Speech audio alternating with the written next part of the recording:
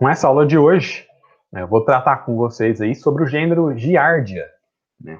Focar mais uma vez em algumas espécies, né? Uma espécie principalmente, que é uma das principais causadoras aí da giardíase, né? Dessa patogenia aí, que é bem comum. Todo mundo já deve ter ouvido falar em alguém, por exemplo, contaminado com giardia, né? É um parasita bem comum em certas regiões, bem fácil de você se contaminar com ele, por exemplo, ingerindo ali uma água contaminada, uma água que não foi tratada, dependendo se você vai tomar toma uma água da torneira ali, pode ser que ela esteja contaminada com essa giardia. Então, a giardia seria esse parasita que é bem comum na região, como eu falei, a gente sempre ouve falar. E, mais uma vez, né, vai ser baseado, essa parte é baseada no livro de Parasitologia do Neves, que é a nossa bibliografia base, além de algumas coisas a mais aí, né, do outro livro também, de parasitologia, que está descrito lá no nosso plano de ensino. Então, primeiro, fazendo essa classificação aí, dentro dos protozoários, né, a Giardia vai estar dentro, né, é um protozoário, mais uma vez, está dentro aí do filo Sarcomastigóphora, esses que tem flagelo, ou pseudópodes, que podem formar essas estruturas locomotoras, está dentro do subfilo Mastigóphora, que seriam esses indivíduos que têm a presença de flagelo, está dentro da ordem Trichomonadida e dentro da família Hexametide, a gente vai ter o gênero Giardia. A principal espécie que eu vou acabar falando hoje para vocês seria essa espécie aqui, ó, a Giardia lamblia. Tá? Então, essa seria a principal espécie, né, que eu vou citar aqui hoje para vocês. Inclui ali flagelados, que são parasitas do intestino delgado, de mamíferos, aves, répteis, anfíbios. Então, vai estar presente aí em diversos cordados. Existem várias espécies também que vão estar ligadas, né? Não só a Giardia lamblia, eu vou falar principalmente dela, mas outras espécies também vão estar dentro desse gênero Giardia. A primeira descrição ali do trofozoito, que é uma das fases, que é uma das morfologias dessa Giardia, vocês vão ver que ela tem várias morfologias, foi atribuída ali pela primeira vez por esse Anton van Leeuwenhoek, em 1681, né, que ele notou ali, quando ele foi fazer as observações, ele notou alguns micro-organismos que ele chamou ali, né, de animalúnculos móveis. Então ele analisou as próprias fezes dele e conseguiu observar esse trofozoito, né? A gente sabe que ele estava contaminado com giardia. Provavelmente ele sofria, por exemplo, de vez em quando com algumas diarreias, que são um dos sintomas relacionados com a giardia, com a giardíase. Só que em 1859, o Lambry foi quem descreveu mais detalhadamente. Né? Então aí o nome, ó, Giardia lamblia, estaria relacionado com isso. Né? Provavelmente esse nome foi cunhado por ele, por esse primeiro pesquisador que descreveu mais detalhado, ou então foi cunhado por alguém que quis homenagear esse primeiro pesquisador que fez essa descrição detalhada. E a giardia e a giardíase, ela tem sido muitas vezes estudadas aí, mas várias características dela, por exemplo, relacionadas com a morfologia, ainda estão sem resposta, né? Ainda existem dúvidas com relação à quantidade de formas que ela vai ter, se essas formas diferentes representam, por exemplo, espécies diferentes e assim por diante. Tá? Então, esse gênero, dentro desse gênero, as espécies ali ainda precisam de mais estudos para se confirmar algumas coisas. Então, a própria taxonomia, ela vai ser controversa. Dentro dessa taxonomia e dessas classificações, né, tem sido feita uma que determina as espécies, considerando ali o hospedeiro de origem e características morfológicas. Então, se ela é um parasita ali encontrado em aves ou mamíferos, e quais são as formas que ela vai ter ao longo do seu ciclo de vida.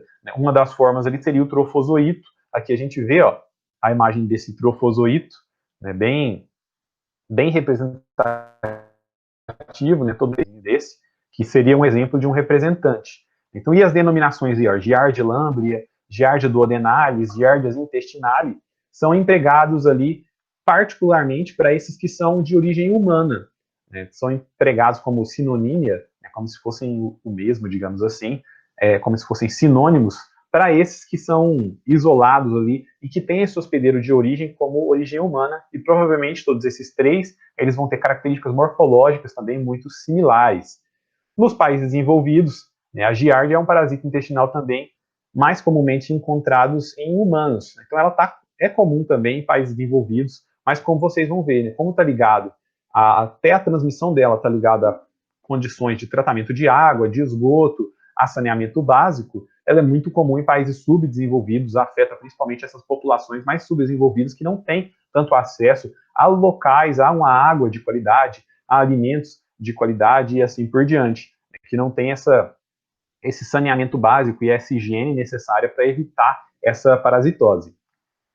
Com relação à morfologia, né, vai ter duas formas evolutivas. Então, o trofozoito, que é aquela que eu mostrei para vocês, né, aquela principal lá mais desenvolvida, e um cisto, né, que seria a forma de contágio mesmo desse parasita. Então, primeiro sobre o cisto. Ele vai ser mais oval ou elipsoide. A gente vê aqui, ó, esse daqui ele está mais elipsoide, né? Então, aqui ele está mais redondinho e aqui ele está mais oval, quer dizer. Ele vai ter ali entre 12 micrômetros de comprimento e 8 de largura. No interior, vai ter de 2 a 4 núcleos. E os corpos escuros vão ter forma de meia-lua. Se a gente observar aqui, a gente consegue ver uns pontinhos, ó, que estariam representando nessas partes do interior, essas estruturas no interior desse cisto. E aqui, ó, aqui seria uma imagem mais aproximada, né? A gente conseguiria ver, por exemplo, esses corpos escuros que está falando, ó, esse corpo escuro que tem essa forma de meia-lua, a gente vê ele claramente aqui nessa imagem desse cisto bem aproximado. A gente vê núcleo aqui, ó, então, o núcleozinho aqui. Então, ó, isso seriam estruturas que ele vai ter. E esse corpo escuro que tem essa forma de meia-lua vai ser situado no polo oposto aos núcleos, né? Então aqui, ó, o corpo escuro e o núcleo vai estar lá do outro lado, né, no lado oposto. Então essa seria essa forma de cisto, essa forma aí em que vai ser principalmente a contaminante, a que é encontrada ali na água, nos alimentos, que vai contaminar as pessoas, vai contaminar os seres humanos. E o trofozoito é esse formato, né, esse formato mais corporal dele, vai ter essa forma de pera, que eles costumam chamar aqui, tem essa simetria bilateral, se você fizer um corte nele aqui no meio, ó, ele vai, dos dois lados vai ser meio que igual. E ele vai ter a face dorsal lisa e convexa, e a face ventral vai ser côncava, né? Então imagina o seguinte, ó, observando aqui na minha mão, a face dorsal vai ser lisa e convexa, e a face ventral vai ser côncava, né? Vai ter uma concavidade. E vai ter também na face ventral uma estrutura que é semelhante a uma ventosa, que é chamada de disco ventral. Essa estrutura disco ventral, ela é composta ali por estruturas, por elementos do citoesqueleto, que são microtúbulos e microfilamentos, que vão ser responsáveis por esse parasita na mucosa do intestino ali, na mucosa do trato, né, intestinal. Então essa estrutura, esse disco vertebral, seria uma estrutura que vai facilitar isso, né? Utilizando forças mecânicas e hidrodinâmicas, ela vai facilitar a adesão desse parasito na mucosa ali do intestino. Vai ter a presença de 2 núcleos e numerosos vacúolos. Então, a gente for observar aqui nas duas imagens, ó, a gente consegue ver o núcleo aqui, ó, a bolinha aqui, e até na imagem mais aproximada, ó, a gente vê os 2 núcleos aqui, né, um de cada lado. Não tem mitocôndrias, eles são flagelados, eles possuem 4 pares de flagelos.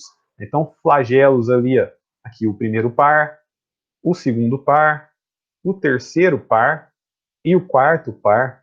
Então, eles têm 4 pares de flagelos, eles têm 8 flagelos ao todo, certo? E a gente consegue ver eles aqui na imagem. Né?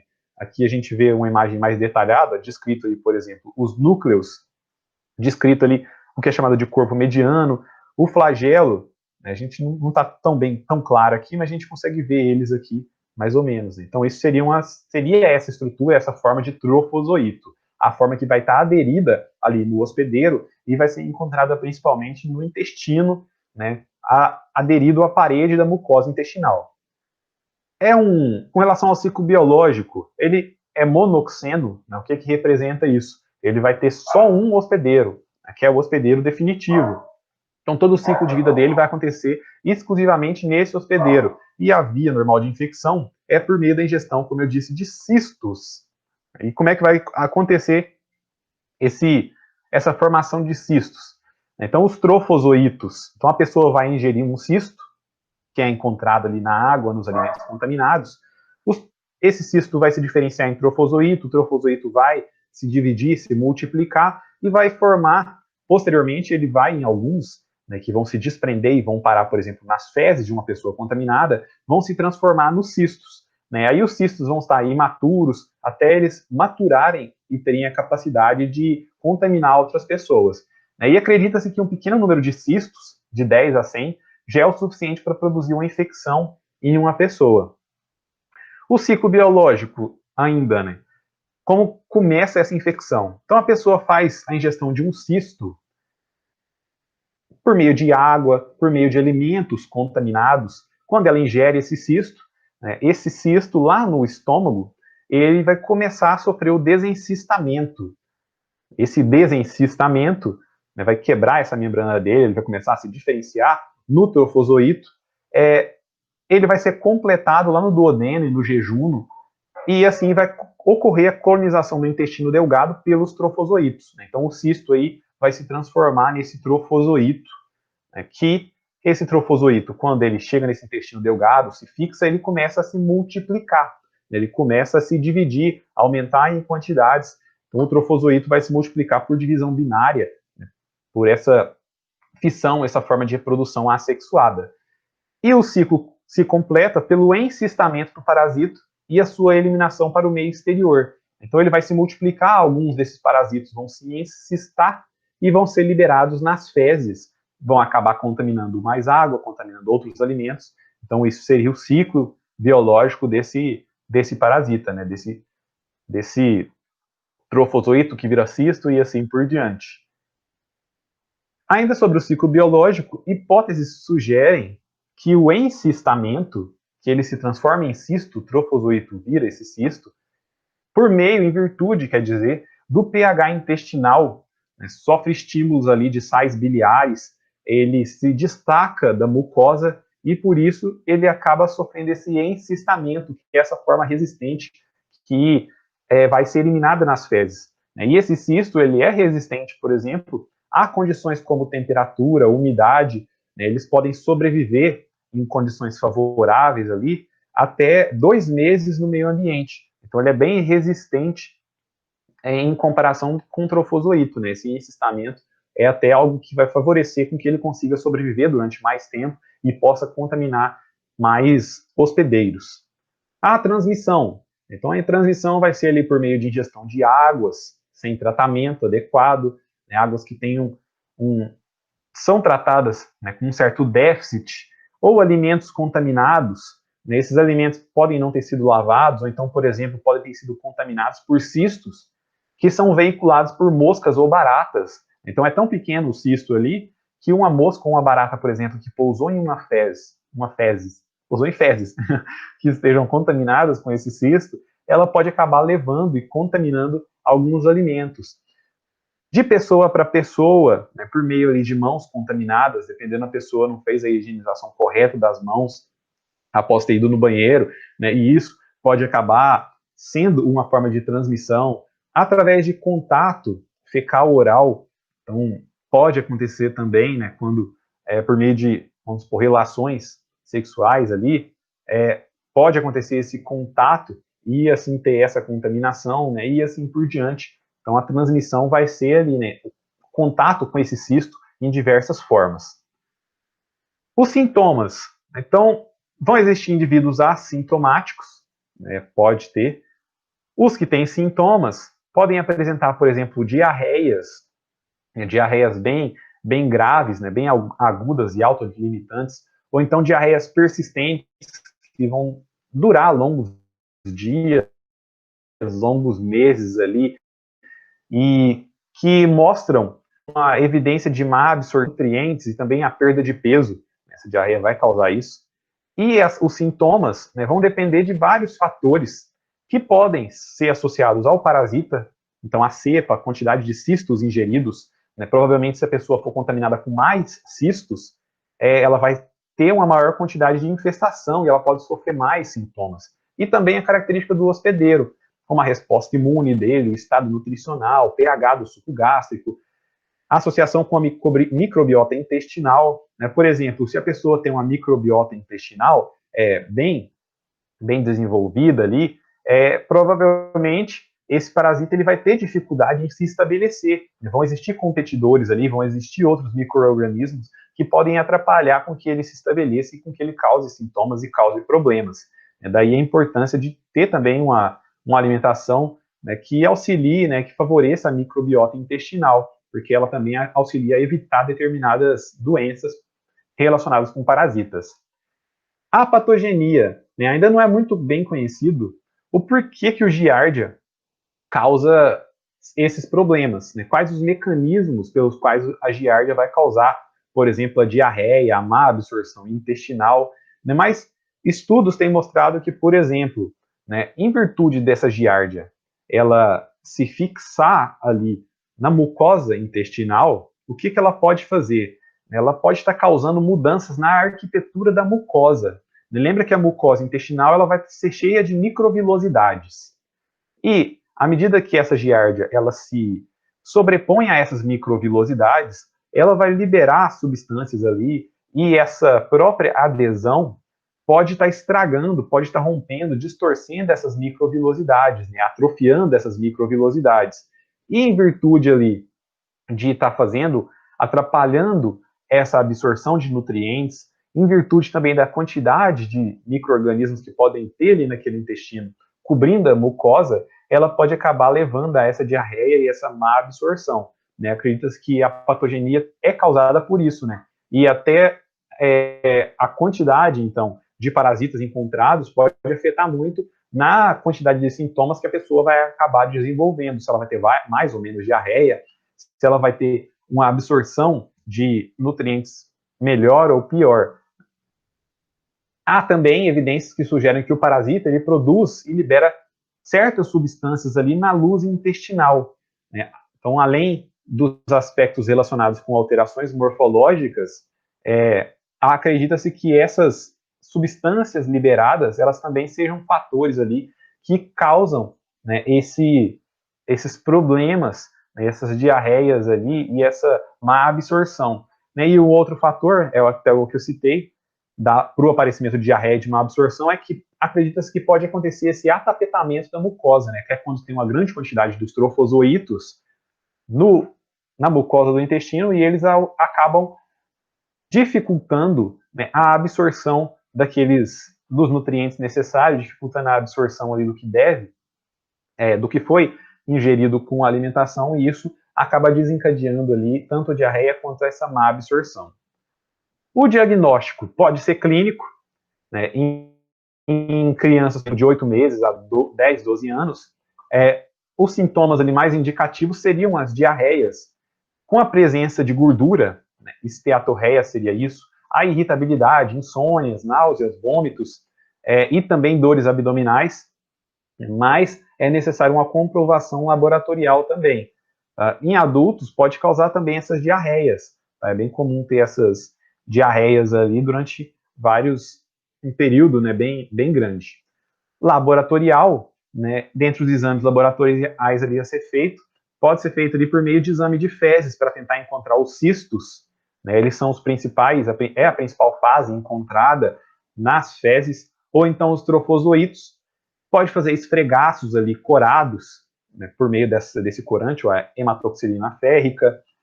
É necessário, por exemplo, pegar amostras com intervalos de dias. Então, 3 amostras intervaladas em 7 dias, né? Por quê?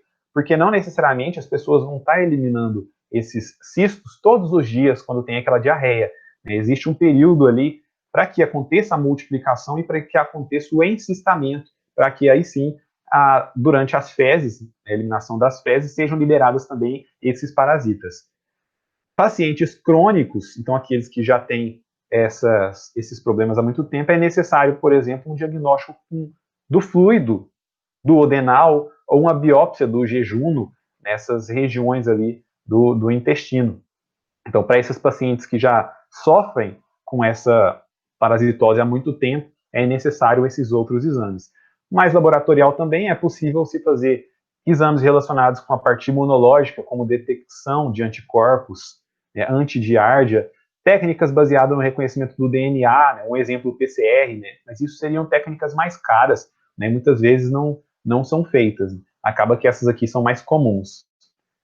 Com relação à epidemiologia, então é encontrada no mundo todo, principalmente entre crianças, né, porque acredita-se que a falta de hábito de higiene nessa idade, né, a criança leva a mão ali no chão, põe a mão na boca, põe a mão no, em algo contaminado e leva a boca, pode ser que isso acaba favorecendo com que seja encontrado principalmente nessas crianças, e ela vai ser de alta prevalência em regiões tropicais e subtropicais e principalmente, mais uma vez, entre pessoas de baixo nível econômico.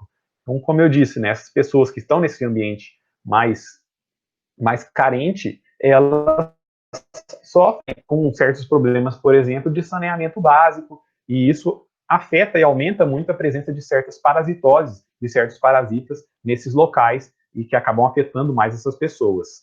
A profilaxia, então medidas de higiene pessoal, é sempre lavar as mãos. O saneamento básico, ó, o destino correto das fezes.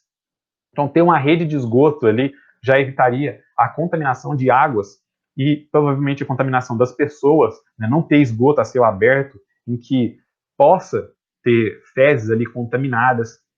A proteção dos alimentos e o tratamento de água. Então, isso é uma forma de evitar também a contaminação. Lembra que você ingere os cistos, né? E os alimentos podem ser contaminados mesmo por moscas ou por baratas. Então, aí, evitar, tomar cuidado com essa alimentação. E o tratamento precoce do doente também, né? Identificação da fonte de infecção seria uma forma de profilaxia, né? Se você descobre rápido essa doença e trata ela rápido, a pessoa vai estar eliminando cistos durante um período menor. Então, ela vai acabar provavelmente infectando menos pessoas, correndo o risco de infectar menos pessoas. O tratamento, então, existem diversos medicamentos que podem ser utilizados, né? Alguns bem comuns a diversos outros parasitas que eu já até citei aqui. E quando o parasita apresenta, por exemplo, resistência a determinados medicamentos, pode ter uma remissão parcial dos sintomas, né, porque ele reduz ali a quantidade de cistos e trofozoítos. Então, recomenda-se que se dê um intervalo ali de 5 a 10 dias para eliminar o primeiro medicamento e depois se utilizar de outro medicamento para que consiga se fazer essa eliminação completa desse parasita. Né? Aqui tem um quadro mostrando, por exemplo, alguns medicamentos e a dose que deve ser feita, né? Mas lembrando que a gente não deve se automedicar. É sempre necessário um diagnóstico clínico, um diagnóstico laboratorial e um médico ali para fazer esse tratamento. Então, essa aula de hoje, né, seria para falar sobre esse parasita, como eu disse, né, até mostrei, ele é bem comum, todo mundo já deve ter ouvido falar de alguém que teve essa giardíase, né, na nossa região, pode ser bem comum em alguns locais que não tenham tanta água tratada. Então, esse é um caso, né, que um saneamento básico ali melhoraria a condição de vida de várias pessoas e evitaria com que elas acabassem se contaminando por esse parasita, né? Trazendo até esse saneamento básico poderia trazer até reduções nos custos ali com a saúde a longo prazo, certo? Então, espero que tenha ficado essa aula de hoje. Qualquer dúvida, mandem mensagens na sala de interação e bons estudos.